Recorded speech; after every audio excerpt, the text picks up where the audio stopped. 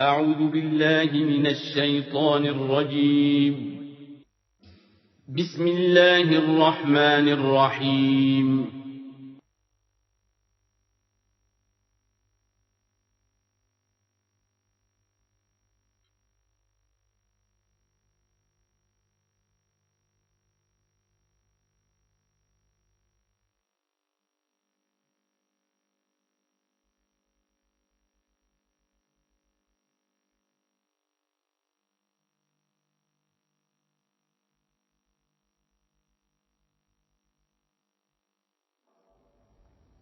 الحمد للہ وکفى والصلاة والسلام على عباده الذين اصطفى خصوصا على افضلهم وخاتم النبيين محمد الامين وعلى آله وصحبه اجمعين. اما بعد فقد قال الله تبارك وتعالى كما ورد في سورة الزخرف: اعوذ باللہ من الشیطان الرجیم بسم اللہ الرحمن الرحیم. حامیم والکتاب المبین انا جعلناہ قرآنا عربیا لعلکم تعقلون وإنہ فی الکتاب لدینا لعلی حکیم. وقال تبارک وتعالی كما ورد في سورة الواقعة: فلا اقسم بمواقع النجوم وإنه لقسم لو تعلمون عظيم إنه لقرآن كريم في كتاب مكنون لا يمسه إلا المطهرون تنزيل من رب العالمين. وقال عز وجل كما ورد في آخر سورة الفجر: بل هو قرآن مجيد في لوح محفوظ. صدق الله العظيم. رب اشرح لي صدري ويسر لي أمري واحلل عقدة من لساني يفقهوا قولي. اللهم ربنا الہمنا رشدنا واعذنا من شرور انفسنا. اللهم ارنا الحق حقا وارزقنا اتباعه وارنا الباطل باطلا وارزقنا اجتنابه. اللهم ارحمنا بالقرآن العظيم واجعله لنا اماما ونورا وهدى ورحمة. اللهم ذكرنا منه ما نسينا وعلمنا منه ما جهلنا وارزقنا تلاوته آناء الليل وآناء النهار واجعله لنا حجة يا رب العالمين آمین. تعارف قرآن کے ضمن میں سب سے پہلی بات جو سمجھنے کی ہے وہ یہ کہ قرآن مجید کے بارے میں ہمارا اجمالی عقیدہ کیا ہے. یہ 3 جملوں پر مشتمل ہو سکتا ہے. ہمارے نزدیک قرآن اللہ کا کلام ہے جو محمد الرسول اللہ صلی اللہ علیہ وسلم پر نازل ہوا. اور تیسرے یہ کہ یہ مکمل محفوظ شکل میں موجود ہے بنوعاً، اس میں نہ کوئی تحریف ہوئی ہے نہ کوئی تبدیلی ہوئی ہے. یہ کم سے کم 3 اجزاء ہیں ہمارے عقیدے کے قرآن مجید کے بارے میں. لیکن اب اس کی کچھ علمی توضیحات. سب سے پہلے یہ کہ کلام ہونا، اس کا اللہ کا کلام ہونا، اس لیے کہ آپ کے علم میں ہے کہ تورات جو حضرت موسیٰ علیہ السلام کو دی گئی تھی وہ لکھی ہوئی شکل میں پتھر کی تختیوں پر لکھی ہوئی صورت میں دی گئی تھی. اور قرآن مجید کی تنزیل جو محمد رسول اللہ صلی اللہ علیہ وسلم پر ہوئی ہے وہ ایک مختلف صورت میں ہوئی ہے. اس کو قرآن مجید خود اللہ کا کلام قرار دیتا ہے. چنانچہ سورہ توبہ کی آیت ہے، آیت نمبر 6: وَإِنْ أَحَدٌ مِّنَ الْمُشْرِكِينَ اسْتَجَارَكَ فَأَجِرْهُ حَتَّىٰ يَسْمَعَ كَلَامَ اللَّهِ ثُمَّ أَبْلِغْهُ مَأْمَنَهُ. جب ہجرت کے 9ویں سال آخری وارننگ دی گئی تھی مشرکین عرب کو کہ اب صرف تمہیں چند مہینے کی مہلت دی جا رہی ہے، اس دوران میں آخری فیصلہ کر لو اسلام قبول کرنا ہے یا نہیں، اس لیے کہ اس کے بعد مشرکین عرب کے لیے کوئی رعایت نہیں ہوگی، جو لوگ اسلام قبول نہیں کریں گے انہیں تہہ تیغ کر دیا جائے گا۔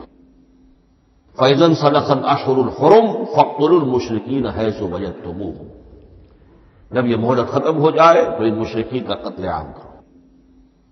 اس کی وضاحت پھر جب سورہ توبہ ہم پڑھیں گے تو اس وقت ہوگی، اس وقت یقیناً ذہن میں کچھ اشکالات آئیں گے، لیکن اس وقت اس ضمن میں تفصیلی بحث کا موقع نہیں۔ اب اس میں ایک استثناء رکھا گیا کہ ایک مشرک ہے، وہ چاہتا ہے کہ اتنا بڑا چیلنج جو ہمیں دے دیا گیا تو ہمیں موقع دیا جائے کہ ہم آئیں، آپ کے پاس بیٹھیں، کچھ دن رہیں، اللہ کا کلام سنیں، آپ کیا بات منوانا چاہتے ہیں، اس کے لیے کیا دلائل ہیں، اس کو اچھی طرح سمجھے، اس کا ہمیں موقع ہونا چاہیے۔ اس کے لیے یہ آیت نازل ہوئی کہ وَإِنْ أَحَدٌ مِّنَ الْمُشْرِكِينَ اسْتَجَارَكَ، اے نبی اگر ان مشرکین میں سے کوئی شخص آپ سے پناہ طلب کرے فاجر، اسے پناہ دیجیے، حتیٰ یسمع کلام اللہ، یہاں تک کہ وہ اللہ کا کلام سن لے، ثم ابلغہ مأمنا، پھر یہ بھی نہیں کہ اسی وقت اسے کہا جائے کہ تم مانتے ہو یا نہیں مانتے، نہیں، پھر اسے اس کے امن کے مقام پر پہنچا دو۔ یہ جو آیت ہے اس میں لفظ کلیئر آ گیا کہ قرآن مجید اللہ کا کلام ہے، لیکن اب اسی دل کے اوٹ میں پہاڑ والا مسئلہ ہے، ٹپ آف آئس برگ، اس کے نیچے وہ کتنا بڑا پودا ہوتا ہے۔ کلام جو ہے اللہ تعالیٰ کی صفت ہے، اور یہ بڑا مسئلہ گہرا ہے، اور علم کلام کا ایک بڑا پیچیدہ مسئلہ ہے کہ ذات باری تعالیٰ اور اس کی صفات کے مابین کیا ربط و تعلق ہے۔ آیا صفات ذات کا جز ہے، جزو لا ینفک ہے، حصہ ہے، یا کچھ زائد بر ذات ہے، جس کو علامہ اقبال نے ایک جگہ کہا ہے صفات ذات حق، حق سے جدا یا عین ذات۔ یہ ہمارے علم کلام کا ایک بڑا پیچیدہ مسئلہ ہے، لیکن یہ کہ اس میں متکلمین کا جو تقریباً اجماعی فیصلہ ہے وہ دو لفظوں میں آتا، لا عین ولا غیر۔ اللہ کی صفات نہ تو اس کی ذات کا عین ہے نہ اس کی ذات سے غیر ہے، بہت پیچیدہ شکل ہے، اور یہ بھی اس وقت کا میرا موضوع نہیں ہے، میں صرف کسی اور موضوع کے لیے صرف حوالے دے رہا ہوں۔ بہرحال قرآن مجید کا جو تعلق ہے ذات باری تعالیٰ کے ساتھ، وہ اس مسئلے سے بخوبی واضح ہو جاتا ہے کہ چونکہ یہ اللہ تعالیٰ کی صفت ہے، اور صفت کو ہم یہ نہیں کہہ سکتے کہ وہ ذات باری تعالیٰ سے جدا ہے، یہ بھی نہیں کہہ سکتے کہ اس کی ذات کا جزو لا ینفک ہے، کچھ اسی طرح کا تعلق ہے قرآن مجید کا ذات باری تعالیٰ کے ساتھ، لیکن یہ مسئلہ قرآن مجید میں خود بیان ہوا، اور سورہ حشر کی آیت میں تو یہ فرمایا گیا، اللہ تعالیٰ نے اپنے اس کلام کی عظمت کو یوں بیان کیا، وہ عظمت کما ہیا، جیسے کہ وہ فی الواقع ہے، اور جس کا کہ گویا کہ پورا ادراک ہمارے لیے اپنی بہت سی محدودیتوں کی وجہ سے ممکن نہیں ہے، لیکن ایک تمثیل کے پیرائے میں سمجھایا، لو انزلنا ھذا القرآن علی جبل لرأیتہ خاشعا متصدعا من خشیۃ اللہ وتلک الامثال نضربها للناس لعلهم یتفکرون۔ اگر ہم نے اس قرآن کو کسی پہاڑ پر اتار دیا ہوتا تو تم دیکھتے کہ وہ دب جاتا اور پھٹ جاتا اللہ کے خوف سے۔ اور یہ مثالیں ہیں جو ہم لوگوں کے لیے بیان کرتے ہیں تاکہ وہ غور کریں، تدبر کریں، سمجھیں۔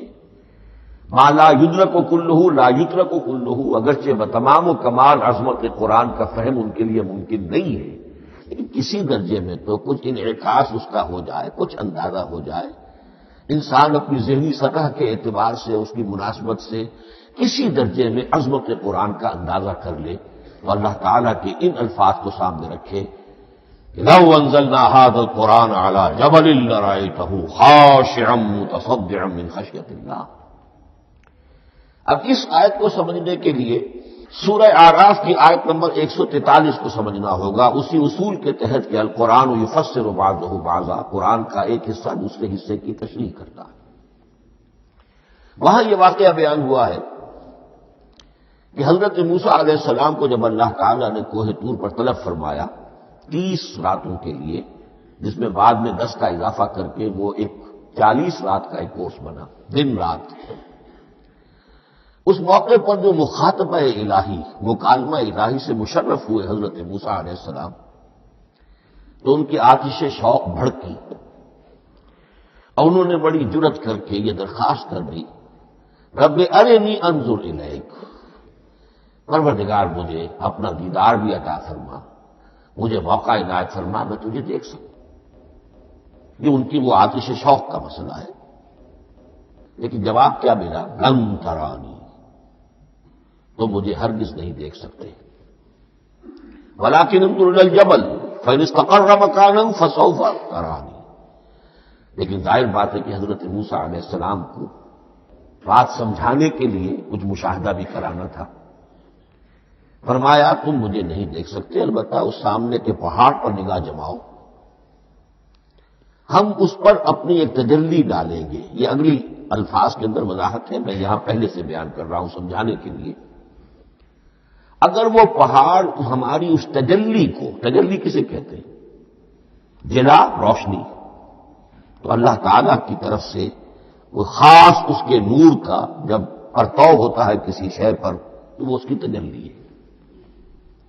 ہم اپنی ایک تجلی اس پہاڑ پر ڈالیں گے، اگر وہ اس کو جھیل جائے، اپنی جگہ کھڑا رہ جائے، تو تم سمجھنا کہ شاید تم بھی ہمیں دیکھ سکو۔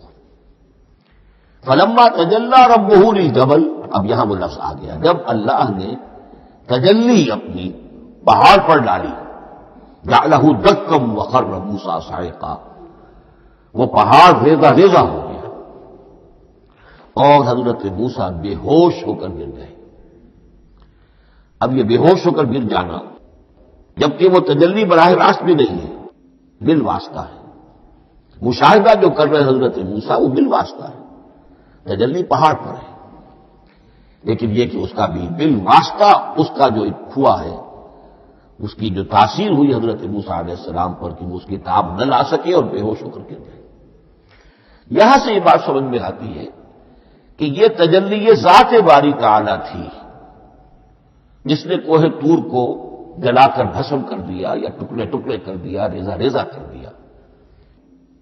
اب ذات الہی کے ساتھ جو تعلق ہے کلام الہی کا، اور یہ صفت جو لا عین ولا غیر کے درجے میں ہے ذات کے ساتھ، تو وہی تاثیر اس کلام الہی کی بھی ہے۔ لو انزلنا هذا القرآن على جبل لرأيته خاشعا متصدعا من خشية الله وتلك الأمثال نضربها للناس لعلهم يتفكرون۔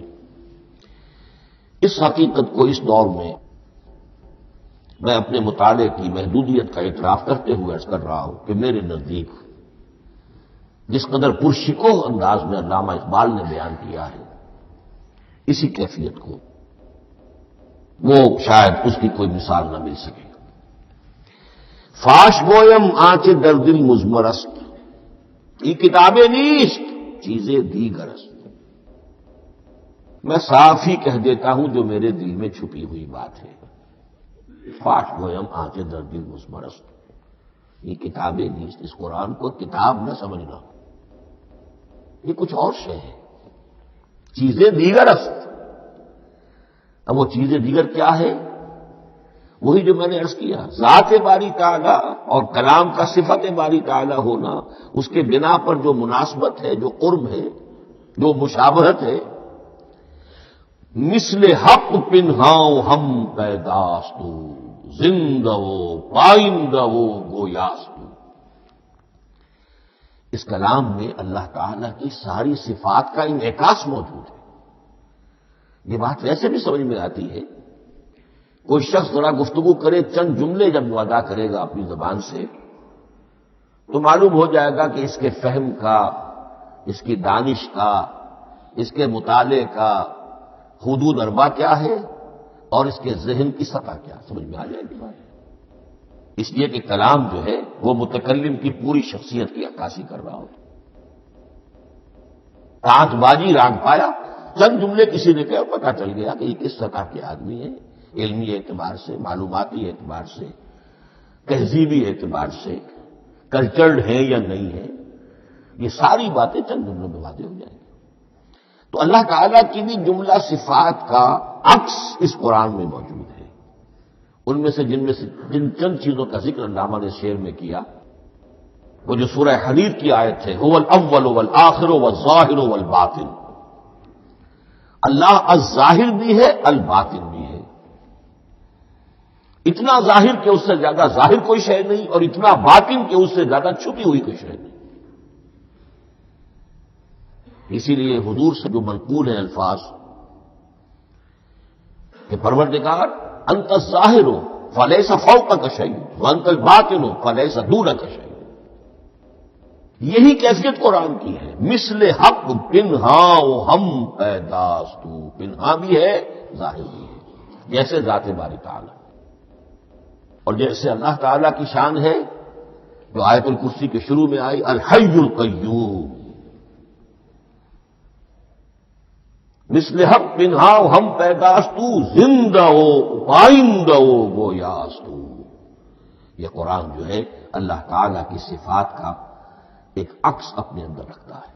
اس سے ذرا آگے چلیے. کلام کے بارے میں اب کلام الہی ظاہر بات ہے کہ صفت ہے، اور صفت قدیم ہے. اللہ کی صفات حادث نہیں ہے. اللہ کی ذات بھی قدیم ہمیشہ سے ہے، اور اس کی صفات بھی قدیم ہمیشہ سے. اور یہ جو کلام الہی ہے، ظاہر بات ہے کہ یہ جو ہماری زبان کے حروف و اصوات ہیں، کلام الہی تو ان سے منزہ ہے، مبرہ ہے، ماورا ہے، اعلیٰ ہے، عرفہ ہے. ہماری زبانوں کے حروف و اصوات، الفابیٹس جگہ جگہ تبدیل ہو جائیں گے. انگریزی کے کچھ اور ہیں، اردو کے کچھ اور ہیں، عربی کے کچھ اور ہیں.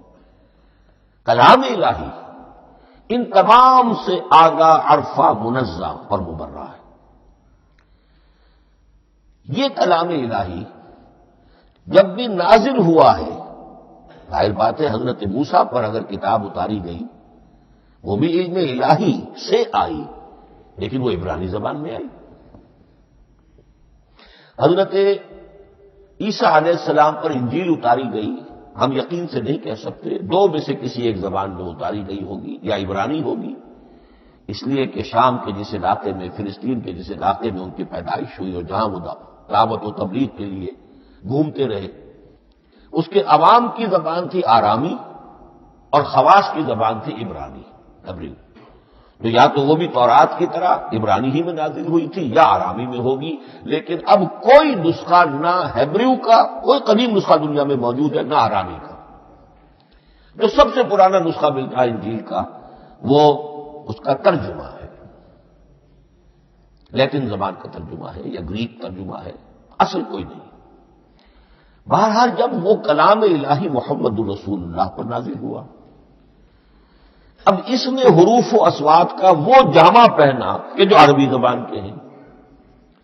یہی وجہ دیکھیے، میں نے جو آیت سورہ حامیم، یہ جو سلسلہ سور ہے اس میں سے سورہ زخرف کی آیت جو میں نے آپ کو سنائی، حامیم والکتاب المبین انا جعلناہ قرآنا عربیا لعلکم تعقلون.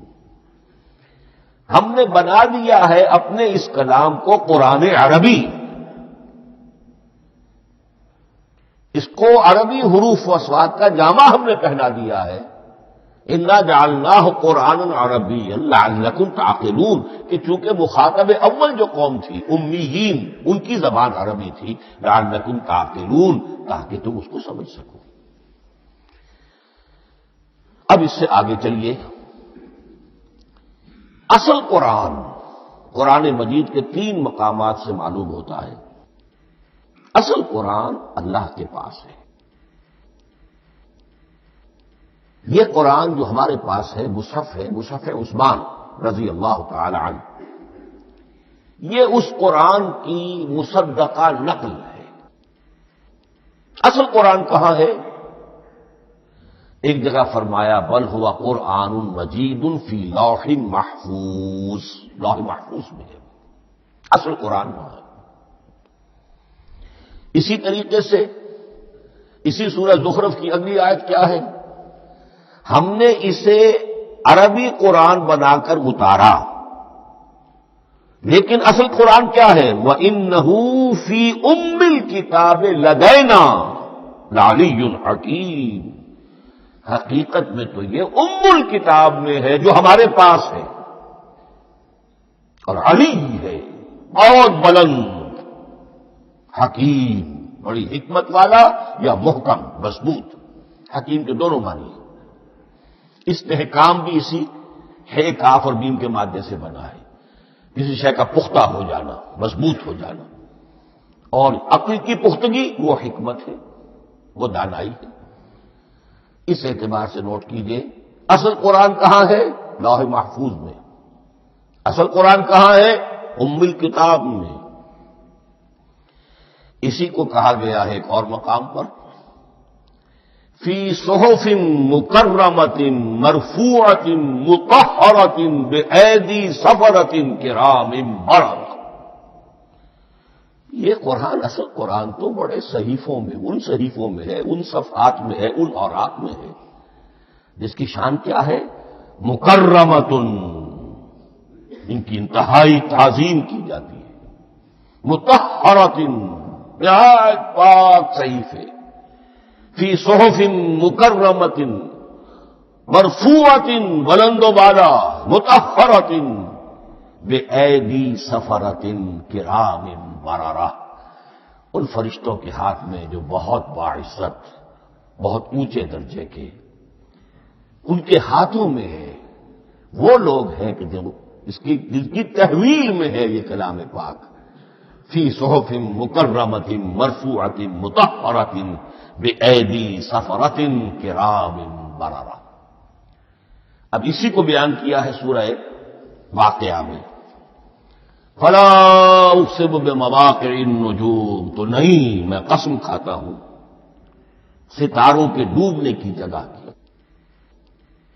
وَإِنَّهُ لَوْ تَعْلَمُونَ لَقَسَمٌ عَظِيمٌ، وَإِنَّهُ لَقَسَمٌ لَوْ تَعْلَمُونَ عَظِيمٌ، اور اگر تم جان سکتے تو یہ بہت بڑی قسم ہے جو ہم نے کھائی ہے، بہت بڑی گواہی ہے جو ہم نے پیش کی ہے۔ اب تدریجاً اس کا انکشاف ہو رہا ہے۔ یہ آج جو تصور ہے بلیک ہولز کا، اس سے کچھ اندازہ ہوتا ہے یہ ستارے کہاں ڈوب جاتے ہیں، بڑے بڑے ستارے نسیم منسیہ ہو جاتے ہیں، ستارے نہیں، پوری گیلیکسیز اس میں گم ہو جاتے ہیں، وہ مقبرے ہیں بڑی بڑی گیلیکسیز کے۔ فلا اقسم بمواقع النجوم وانه لقسم لو تعلمون عظیم انه لقرآن کریم، یہ قرآن ہے بہت باعزت، فی کتاب مکنون، اور یہ اس کتاب میں جو چھپی ہوئی ہے۔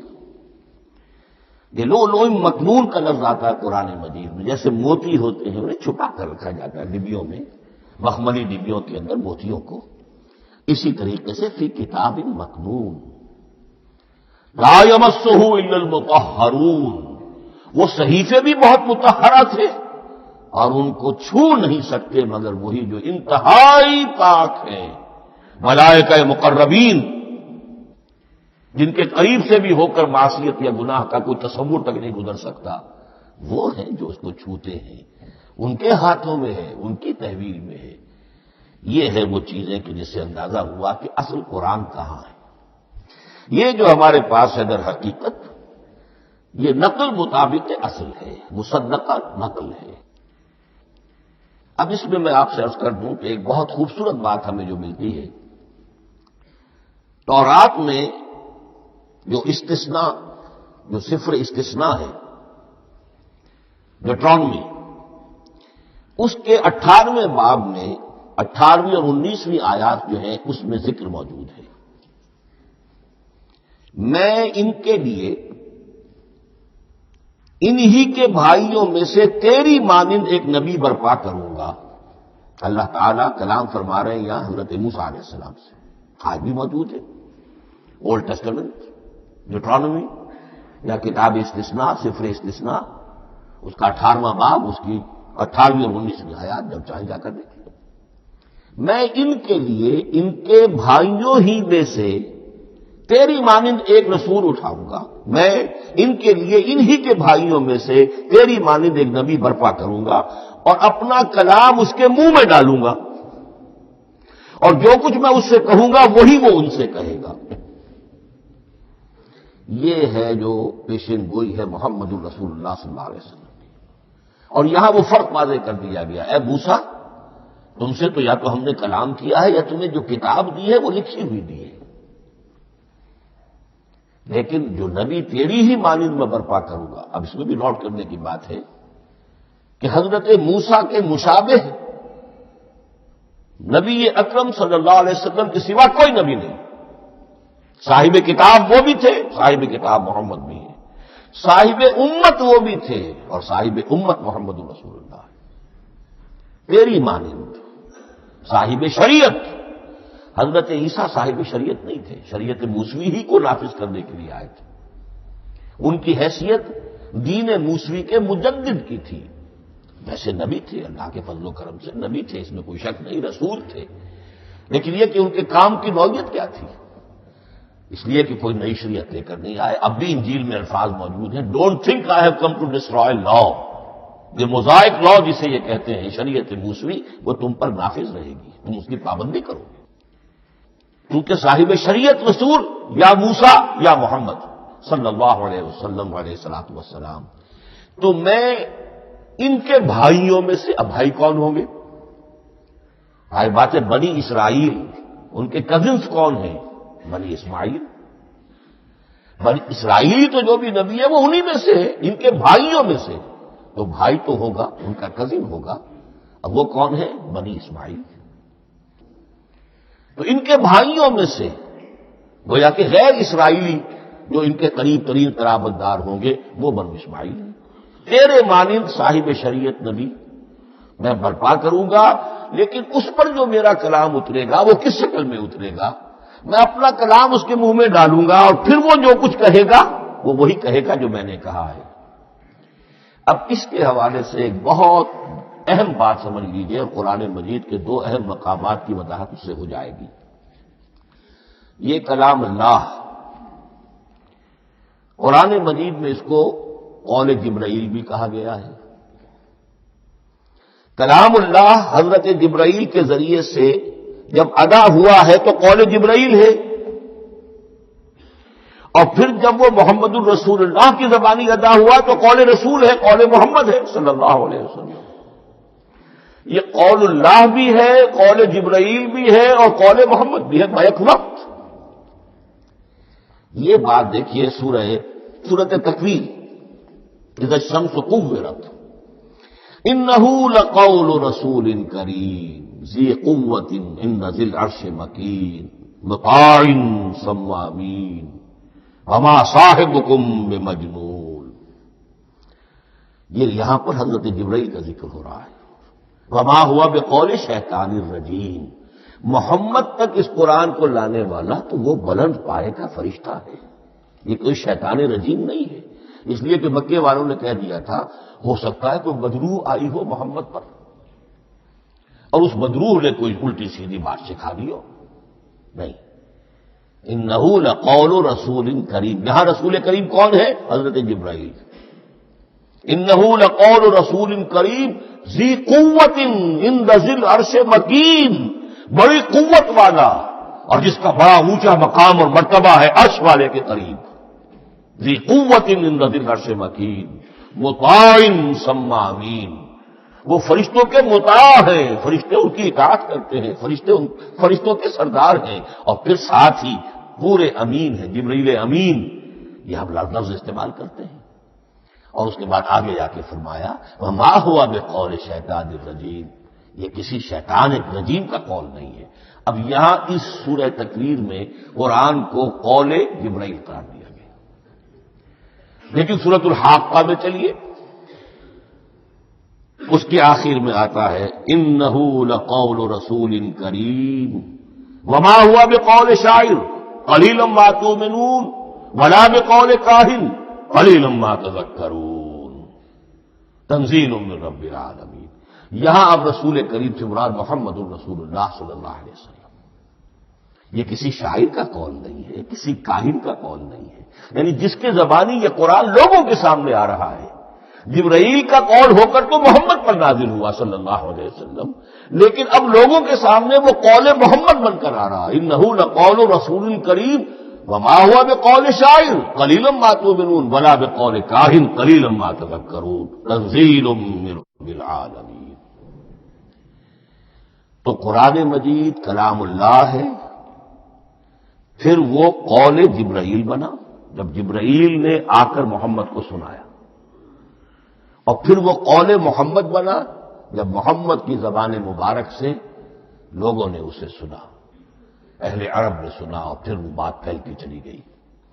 اب آخری بحث اس موضوع پر جو ہے وہ یہ ہے، کلام الہی کی 3 صورتیں ہیں جو قرآن مجید میں سورہ شورى کی آیت نمبر 51 میں بیان ہوئی ہے۔ وما كان للبشر ان يكلمه اللہ، کسی بشر، کسی انسان کی یہ حیثیت نہیں ہے، مقام نہیں ہے کہ اللہ اس سے کلام کرے۔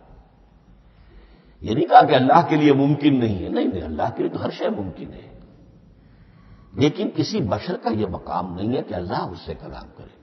مخلوق ہے، بشر ہے۔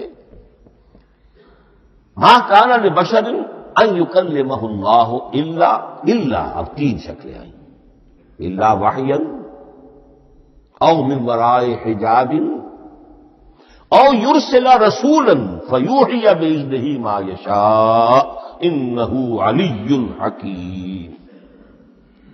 3 صورتیں ہیں کلام الہی کی، یا تو براہ راست اللہ وحی کرتا ہے بغیر کسی فرشتے کی درمیان میں ذریعہ بنائے ہوئے، اسی کا نام الہام ہے، اسی کا نام تحدیث ہے۔ یہ غیر نبی کے ساتھ بھی ہوتا ہے۔ حضور نے فرمایا ہر نبی کی امت میں محدث ہوتے تھے، ان سے اللہ کلام کرتا تھا، اور میری امت کا محدث عمر رضی اللہ تعالی عنہ۔ محدث نہیں، محدث کے معنی ہے علم حدیث کا ماہر۔ امام بخاری محدث ہے، امام مسلم محدث ہے۔ محدث تحدیث سے مفعول بنا، جس سے بات کی جاتی ہے۔ محدث اللہ بات کرتا ہے، اللہ دل میں ڈال دیتا ہے، القاء ہو جاتا ہے، الہام ہو جاتا ہے، کوئی فرشتہ درمیان میں نہیں، براہ راست۔ دوسری شکل کلام کی کیا ہے؟ او من وراء حجاب، یہ ہمارے علم کی حد تک صرف حضرت موسیٰ علیہ السلام کی شان ہے، استثنائی شان ہے۔ وَكَلَّمَ اللَّهُ مُوسَىٰ تَكْلِيمًا، اور موسیٰ کے ساتھ تو اللہ نے کلام فرمایا جیسے کہ کلام کیا جاتا ہے۔ فرق کیا تھا؟ من وراء حجاب، پردہ تھا، دیکھ نہیں سکتے تھے، تبھی تو ان کی وہ آتشی شوق بھڑکی تھی۔ کیا قیامت ہے کہ چلمن سے لگے بیٹھے ہیں، صاف چھپتے بھی نہیں، سامنے آتے بھی نہیں، کلام بھی فرما رہے ہیں، لیکن یہ کہ بات مجھے دیدار عطا کرنے کے لیے تیار نہیں، رب ارنی انظر الیک۔ لیکن یہ جو کلام ہے ہمارے علم کی حد تک براہ راست اس دنیا میں حضور سے ہوا ہے معراج کی شب، لیکن وہ 7ویں آسمان پر ہوا۔ اس دنیا میں ہمارے علم کی حد تک یہ کلام براہ راست من ورائے حجاب صرف حضرت موسیٰ علیہ السلام کی استثنائی شان ہے۔ اور تیسرا ہے او یرسل رسولا فیوحی باذنہ ما یشاء، یا تیسری صورت یہ کہ اللہ کسی پیغامبر کو بھیجتا ہے جو وحی کرتا ہے جو اللہ چاہتا ہے۔ یہ تیسری شکل ہے وحی کی۔ قرآن مجید اس تیسری شکل میں نازل ہوا ہے محمد رسول اللہ صلی اللہ علیہ وسلم پر۔ حضور کو جو الہام ہو جاتے تھے، جو حضور کو القاء ہو جاتا تھا، جو آپ کے دل میں براہ راست اللہ کی طرف سے وحی آتی تھی، وہ قرآن میں شامل نہیں ہے۔ اگرچہ حضور کے خواب بھی سچے تھے، وہ بھی اللہ کی طرف سے ہوتے تھے، شیطان کی آمیزش نہیں ہو سکتی تھی، لیکن یہ بھی قرآن میں شامل نہیں ہے۔ قرآن میں شامل ہے تیسری قسم کی وحی، او یرسل رسولا، پھر ہم بھیجتے ہیں ایک پیغامبر کو فرشتوں میں سے، اللہ یصطفی من الملائکۃ رسلا ومن الناس، اللہ چن لیتا ہے فرشتوں میں سے بھی اپنا پیغامبر اور انسانوں میں سے بھی. تو فرشتے کے ذریعے سے ایک فرشتہ جو اللہ سے لیتا ہے اور رسول انسان تک پہنچا دیتا ہے. اب وہ رسول انسان، رسول بشر جو ہے وہ اپنے ہم نوع ہم جنس لوگوں کو پہنچاتا ہے. تو اللہ یصطفی من الملائکۃ رسلا ومن الناس، یہاں وہی بات فرمائی، او یرسل رسولا فیوحی باذنہ ما یشاء، پھر وہ وحی کرتا ہے اللہ کے حکم سے جو اللہ چاہتا ہے. یہ کلام الہی کی یہ تیسری شکل ہے جو محمد الرسول اللہ صلی اللہ علیہ وسلم پر نازل ہوا، اور وہ ہے قرآن حکیم. اب ایک اور بحث جو علمی ہے وہ یہ ہے کہ حضور پر جو اس کا نزول ہوا اس کی کیفیات کیا تھی. دو الفاظ استعمال ہوتے ہیں، انزال بھی اور تنزیل بھی. ان دونوں میں فرق کیا ہے اس کو نوٹ کر لینا چاہیے. لغوی اعتبار سے جان لینا چاہیے، نزل ینزل کسی کا خود اترنا، نازل ہونا، اترنا. انزل ینزل دفعتن اتار دینا، کسی اور نے کسی شے کو دفعتن نیچے اتار دیا. یہی مفہوم نزلہ کے ساتھ بے لگ جائے تو آ جاتا ہے، با کے ساتھ نزلہ بہی، یہ اتارنے کے مفہوم میں آئے گا. لفظی ترجمہ یہ بھی کر سکتے وہ اترا اس شے کے ساتھ. نزلہ بہ الروح الامین، اس کو لے کر نازل ہوا خود روح الامین فرشتہ علی قلبک کا، اے محمد صلی اللہ علیہ وسلم آپ کے قلب مبارک پر. تو نزلہ بے اور انزال اس کے معنی ایک ہی ہے. لیکن اگلا لفظ تنزیل، نزل ینزل تنزیلا، اس کے معنی رفتہ رفتہ، تدریجاً، نجمن نجمن، تھوڑا تھوڑا کر کے، وقفے وقفے سے اتارنا. جیسے عربی میں اعلام کہیں گے کسی کو کچھ بتا دینا، باخبر کر دینا، مطلع کر دینا، بھائی مطلع کر دیا میں نے، اب تم جانو تمہارا کام. یہ اعلام کہلائے گا. تعلیم کسے کہتے ہیں؟ سکھانا، درجہ بدرجہ، دیکھنا اس کی استعداد کیا ہے، آج یہ کیا بات سمجھ سکتا ہے، میں اتنے ہی درجے تک سمجھاؤں، اب کل میں اسے مزید سمجھاؤں گا، پرسوں مزید سمجھاؤں گا. یہ درجہ بدرجہ کسی شے کو سمجھانا، یہ تعلیم ہے. تو انزل ینزل انزالا، یہ ہے اتار دینا دفعتن، اور نزل ینزل تنزیلا، یہ ہے تدریجاً اتارنا. اب قرآن مجید کے لیے یہ دونوں الفاظ مستعمل ہیں، لیلۃ القدر اور لیلۃ المبارکہ. اب یہ دو بھی نوٹ کر لیجئے، قرآن مجید میں چونکہ اہم مضامین کم سے کم دو جگہ پر ضرور آتے ہیں. انا انزلناہ فی لیلۃ القدر، یہاں انزلنا ہے، نزلنا نہیں ہے، انزلنا ہے. ہم نے اتارا اس کو لیلۃ القدر میں. اور باقی صورت تو آپ کو یاد ہوگی، وما ادراک ما لیلۃ القدر، لیلۃ القدر خیر من الف شہر، تنزل الملائکۃ والروح فیہا باذن ربہم من کل امر سلام ہی حتی مطلع الفجر. لیکن یہ اہم مضمون قرآن مجید میں دوسری جگہ بھی ہے. سورہ دخان کے شروع میں فرمایا حامیم والکتاب المبین انا انزلناہ فی لیلۃ مبارکۃ انا کنا منذرین فیہا یفرق کل امر حکیم امرا من عندنا انا کنا مرسلین رحمتا من ربک انہ هو السمیع العلیم.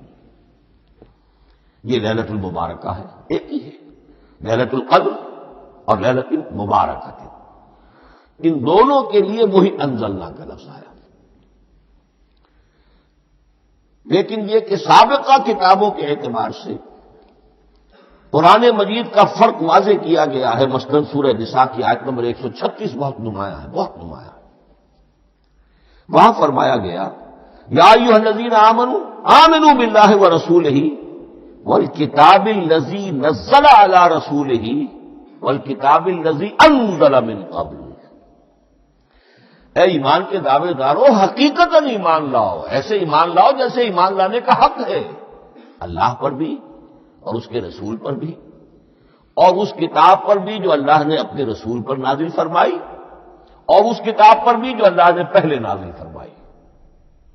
لیکن نازل کے لیے یہاں آیا حضور کے لیے والکتاب الذی نزل علی رسولہ، تنزیل کی شکل میں، اور تورات کے لیے والکتاب الذی انزل من قبل، وہ تو دفعۃ واحدا لکھی ہوئی تختیوں کی شکل میں حضرت موسیٰ علیہ السلام کو دے دی گئی تھی۔ تو یا ایھا الذین آمنوا آمنوا باللہ ورسولہ والکتاب الذی نزل علی رسولہ والکتاب الذی انزل من قبل۔ یہ جو تنزیل ہوئی ہے حضور پر، یعنی لیلۃ القدر میں جو رمضان مبارک میں ہے، پورا قرآن لوح محفوظ سے، کتاب مکنون سے، ام الکتاب سے نقل کر کے اتار دیا گیا سمائے دنیا تک۔ پہلا آسمان جسے ہم کہتے ہیں سمائے دنیا، وہ آسمان جو قریب ترین ہے دنیا کے، وہاں سے اب یہ درجہ بدرجہ تھوڑا تھوڑا چند آیتیں، چند سورتیں، پھر آیتیں، پھر سورتیں، یہ نازل ہوا محمد الرسول اللہ صلی اللہ علیہ وسلم پر۔ گویا کہ پہلا مرحلہ انزال کا ہے، پورا قرآن لوح محفوظ یا کتاب مکنون یا ام الکتاب سے نقل کر کے اتار دیا گیا سمائے دنیا تک۔ یہ ہے انزل ینزل انزالا، انا انزلناہ فی لیلۃ القدر انا انزلناہ فی لیلۃ مبارکہ۔ لیکن محمد الرسول اللہ پر یہ نازل ہوا اب تھوڑا تھوڑا، نجمن نجمن، درجہ بدرجہ، تدریجن۔ یہ ہے تنزیل۔ اس تنزیل کی حکمت قرآن مجید میں بیان ہوئی ہے، اور اس اعتبار سے کہ اہل عرب نے، اہل مکہ نے اعتراض کیا تھا کہ یہ پورا قرآن کیوں نہیں محمد ایک ہی مرتبہ پیش کر دیتے صلی اللہ علیہ وسلم۔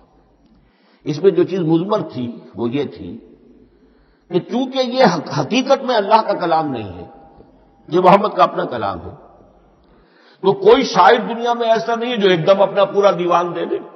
وہ تو ساری عمر میں تھوڑا تھوڑا، آج غزل کہی، کل قصیدہ کہا، پرسوں کچھ اور کہا، پھر وہ جمع ہوتا ہے تو وہ دیوان بنتا ہے۔ اسی طریقے سے یہ کر رہے ہیں۔ اگر یہ اللہ کا کلام ہوتا تو بیک وقت آ جاتا۔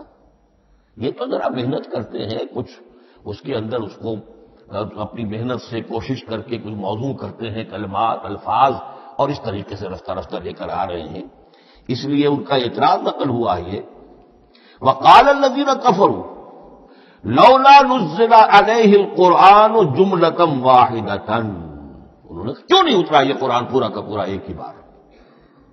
یہ اعتراض تھا۔ اس اعتراض کے جو جوابات دیے گئے ہیں وہ نوٹ کیجیے کہ لوگوں کے حق میں یہ مفید ہے، یہ پورے قرآن کا تحمل ایک وقت میں کر نہیں سکتے۔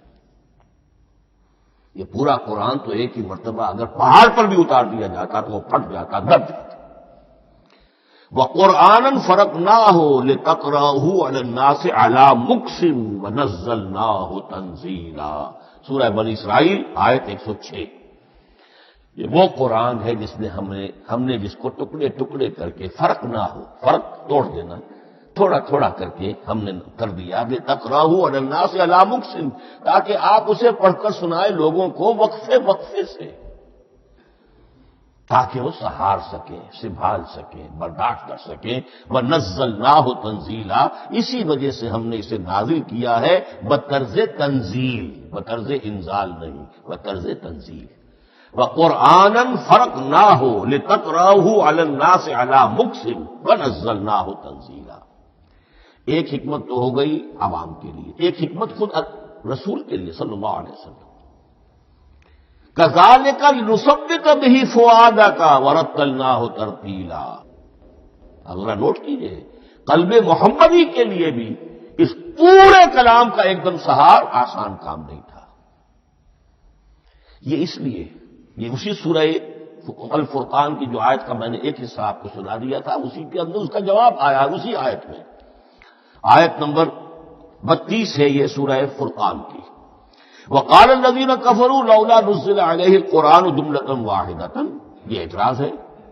جواب کیا ہے؟ كذلك لنثبت به فؤادك، ہم نے یہ اس لیے کیا ہے نبی کہ اس کے ذریعے سے آپ کے دل کو ٹھہراؤ اور جماؤ عطا کریں، یہ ایک دم اس کا اتر جانا۔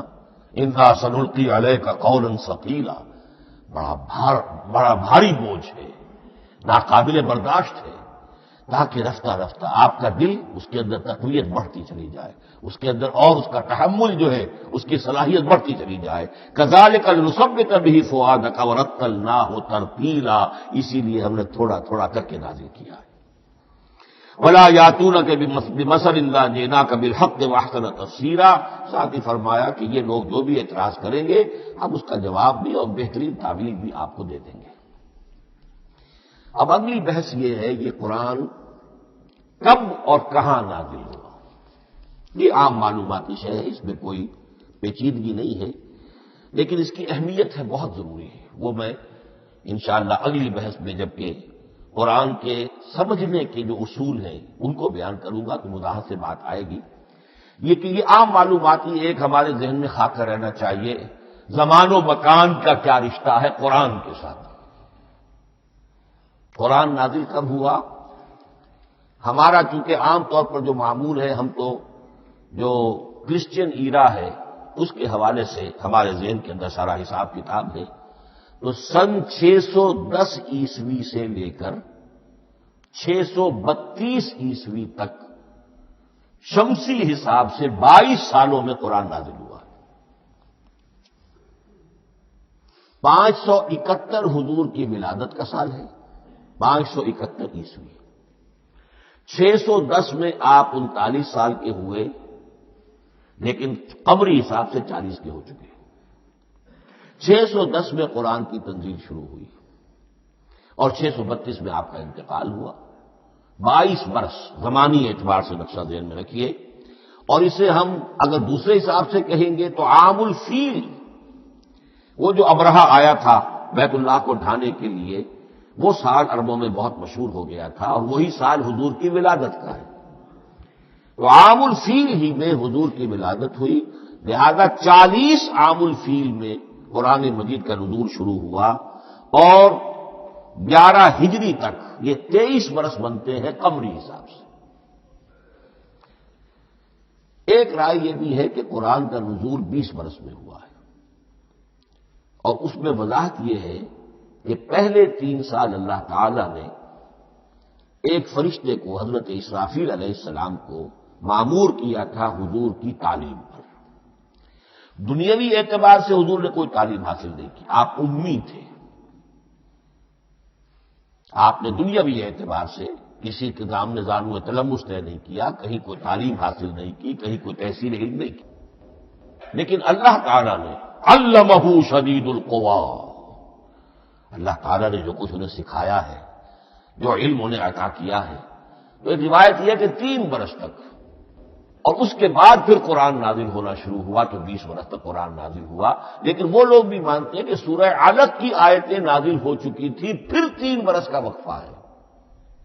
سورہ علق کی آیتیں کیا ہے؟ جو پہلی وحی ہے، اقرأ بسم ربک الذی خلق خلق الانسان من علق اقرأ وربک الاکرم الذی علم بالقلم علم الانسان ما لم یعلم۔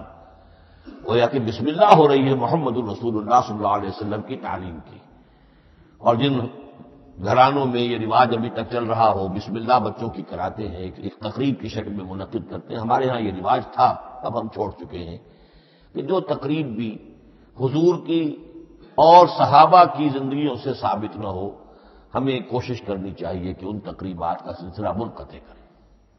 ما انا علیہ واصحابی، ہماری تقریبات جو ہے وہ بس وہیں تک محدود رہنی چاہیے۔ بہرحال وہ جو ایک چلتی ہے روایت، 4 سال 4 مہینے 4 دن کا بچہ یا بچی ہے تو بسم اللہ یہی آیتیں پڑھی جاتی ہیں۔ پڑھ تو نہیں سکتا، انگلی رکھ کر پڑھانے والا کوئی عالم دین بیٹھ جاتا ہے سامنے، وہ نہا دھو کر بچہ یا بچی بیٹھی ہوئی ہے، اور اس کو اقرأ بسم ربک الذی خلق خلق الانسان من علق اقرأ وربک الاکرم الذی علم بالقلم علم الانسان ما لم یعلم۔ اب اس میں تو سارا پڑھنے پر زور ہے، حصول علم پر زور ہے، کسی تبلیغ کا حکم ہی نہیں، ابھی رسالت کا کوئی تذکرہ کچھ بھی نہیں، اس میں تو قیامت کا بھی کوئی ذکر نہیں۔ اب اس کے بعد روایت یہ ہے کہ 3 برس تک پھر حضرت اسرافیل دن رات حضور کے ساتھ رہے ہیں اور آپ کی تعلیم ہوئی ہے، اور پھر 3 برس کے بعد پھر وحی کا سلسلہ شروع ہوا ہے، واللہ عالم۔ لیکن یہ کہ جب سورہ اقرا نازل ہو چکی ہے اس کی 5 آیتیں، تو وہ 3 برس بھی اس کا وقفہ شمار ہوں گے، زمانہ نزول پھر وہی 23 برس رہے گا۔ اسی کے ساتھ میں نے عرض کیا تھا کہ دوسری بات یہ کہاں نازل ہوا قرآن۔ ایک لفظ میں تو یہ سمجھ لیجئے یہ حجاز میں نازل ہوا۔ حجاز جزیرہ نمائے عرب کا ایک خاص حصہ ہے، پہاڑی سلسلہ، یوں سمجھ لیجیے، اس کو ذہن میں رکھیے۔ جزیرہ نمائے عرب جو ہے وہ شمال سے جنوب کی طرف چوڑا ہوتا جاتا ہے، شمال میں شام اور عراق کی طرف جاتا ہے تو وہ تنگ ہے، پھر نیچے چوڑا ہو رہا ہے۔ اس کا جو مغربی ساحل ہے جس پر جدہ کی بندرگاہ بھی ہے، یمبو کی بھی ہے، اس کے کہیں وہ ایک میدان شروع ہوتا ہے ساحل سے، کہیں وہ بہت مختصر ہے، کہیں خاصا چوڑا ہے، اس کو کہتے ہیں تہامہ۔ پھر ایک پہاڑی سلسلہ ہے، اس کو کہتے ہیں حجاز۔ یہ پہاڑی سلسلہ جو ہے اس کے بعد جو ہے وہ نجد کہلاتا ہے، وہ سطح مرتفع ہے، پلیٹو۔ تو یہ تین حصے ہیں جزیرہ نمائے عرب کے جغرافیائی اعتبار سے، اور حجاز کہتے بھی ہیں پردے کو، حاجزن، پردہ جو دو چیزوں کے درمیان حائل ہو جائے۔ تو یوں سمجھیے کہ یہ فلیٹ ہے نجد کا، اور یہ فلیٹ ہے میدان، یہ ہے تہامہ کا، اور درمیان میں یہ پہاڑی سلسلہ کھڑا ہوا ہے، تو یہ گویا کہ ان دونوں کو جدا کر رہا ہے، یہ حجاز ہے۔ اس حجاز ہی کا شہر مکہ ہے، اس حجاز ہی کا شہر مدینہ ہے، اس حجاز ہی کا شہر طائف ہے، اس حجاز ہی کی آخری ٹپ سمجھ لیجیے تبوک ہے۔ تو حضور صلی اللہ علیہ وسلم کی پوری زندگی آغاز وحی کے بعد سے لے کر وہ اسی علاقے کے اندر، پہلے آپ مکے میں تھے، قرآن مجید کی جو صورتیں اس دور میں نازل ہوئی، یہ آیتیں نازل وہ مکیات کہلاتی ہیں۔ پھر آپ نے ہجرت کی، اور ہجرت کر کے جب آپ جا رہے تھے اس دوران میں بھی کچھ قرآن نازل ہوا اثناء ہجرت میں۔ پھر آپ مدینے تشریف فرما ہوئے، اب وہ ہم کہتے ہیں مدنی قرآن، لیکن مدنی قرآن سارا مدینے میں نازل نہیں ہوا۔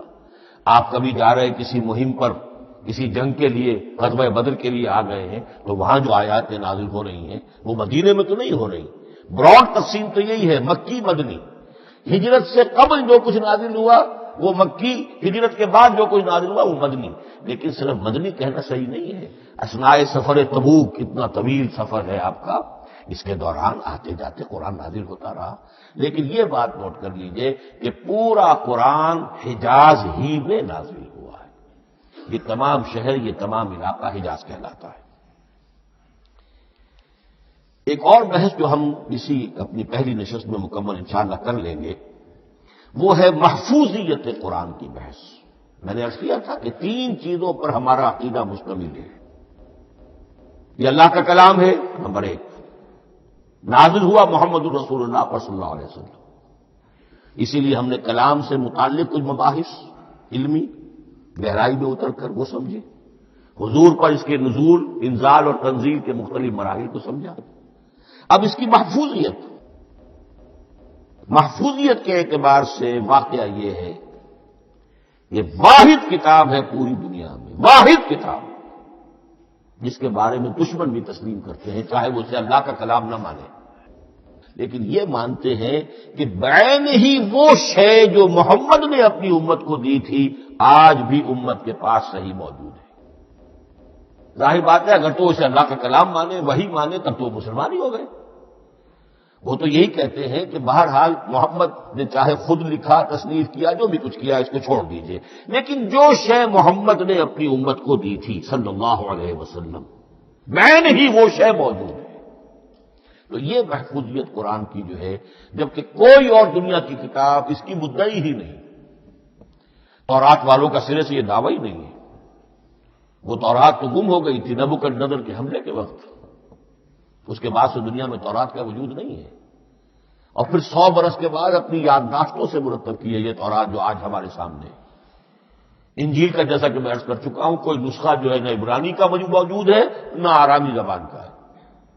دنیا کی کوئی کتاب نہیں جو دعویٰ کر سکتی ہو یہ قرآن جو شروع ہوتا ہے ذالک الکتاب لا ریب فیہ، یہ دعویٰ دنیا کی کسی اور کتاب نے خود کیا بھی نہیں۔ اس کی بھی جس قدر پرشکوہ الفاظ میں علامہ اقبال نے اس کی ترجمانی کی ہے، انہی کا حصہ ہے۔ حرف اورا ریب نئے، تبدیل نئے، آیاش شرمندہ تعویل نئے۔ اس قرآن کے کسی حرف میں کوئی تحریف ہو جانا نہیں، امکان ہی نہیں، قطعی طور پر کسی لفظ کا بدل دیا جانا نہیں، حرف اورا ریب نئے، تبدیل نئے، اس میں کسی کا شک پر مبنی ہونا نہیں. آیت شربن نئے تعبیر نئے، اس کی آیت کوئی بھی ایسی نہیں جسے تروڑا مروڑا جا سکے. یہ اپنی حفاظت خود کرتی ہے. لا یاتیہ الباطل من بین یدیہ ولا من خلفہ، حامیم السجدہ کی آیت نمبر 42. اس پر باطل حملہ آور ہو ہی نہیں سکتا. انا نحن نزلنا الذکر وانا لہ لحافظون، ہم ہی نے یہ الذکر نازل کیا ہے اور ہم ہی اس کی حفاظت کرنے والے ہیں. جہاں تک پہلے ٹکڑے کا تعلق ہے اس آیت مبارکہ کا، اس میں تو تورات بھی آئے گی. تورات کس نے نازل کی؟ اللہ نے نازل کی. انجیل کس نے نازل کی؟ اللہ نے نازل کی. انا انزلنا التوراۃ فیہا ھدی ونور، یہ سورہ مائدہ میں الفاظ ہیں. انجیل کے بارے میں بھی ہم نے انجیل عطا کی عیسیٰ کو، فیہ ھدی ونور. لیکن یہ کہ انا نحن نزلنا الذکر، اس کو اس قدر تاکید کے ساتھ کہہ کر وانا لہ لحافظون، اور ہم ہی اس کے محافظ ہیں. لیکن اس موضوع پر اہم ترین مقام جو ہے قرآن مجید کا، وہ سورہ قیامہ کی یہ آیات ہے. لا تحرک بہ لسانک لتعجل بہ. جب قرآن نازل ہوتا تھا حضور جلدی جلدی زبان کو حرکت دیتے تھے، یاد کر لیں، مبادا کہیں بھول جاؤ، مبادا کوئی لفظ جو ہے تبدیل ہو جائے. یہ مشقت جو آپ جھیل رہے تھے، اس سے اللہ نے روک دیا. اللہ شفقت اور محبت. لا تحرک بہ لسانک لتعجل بہ ان علینا جمعہ وقرآنہ، ہمارے ذمے ہے اس کو جمع کر دینا، آپ کے سینے میں جمع کر دیں گے اس کو. اور صرف جمع کرنا نہیں، قرآن ترتیب. قرآن ہوتا ہے پڑھا جاتا ترتیب سے، یعنی ترتیب نزولی. یہ بعد میں ہماری علیحدہ بحث بھی آئے گی کہ ترتیب نزولی اور ہے، ترتیب مصحف اور ہے. یہ ترتیب بھی ہم کروا دیں گے، یہ بھی ہمارے ذمے ہے. ان علینا جمعہ وقرآنہ فاذا قرأناہ فاتبع قرآنہ. پھر جب ہم جس ترتیب سے پھر آپ کو پڑھائیں، اسی ترتیب کی پیروی کیجیے. یہ جو ہے کہ قرآن کا جمع اور تدوین، یہ بھی اللہ تعالیٰ نے اس کی ضمانت لی، اور اس کی ترتیب بھی اللہ تعالیٰ ہی کی ضمانت سے ہے. اس اعتبار سے محفوظیت قرآن کے یہ دونوں پہلو ہمارے سامنے رہنے چاہیے. بارک اللہ لی ولکم فی القرآن العظیم ونفعنی وإیاکم بالآیات والذکر الحکیم.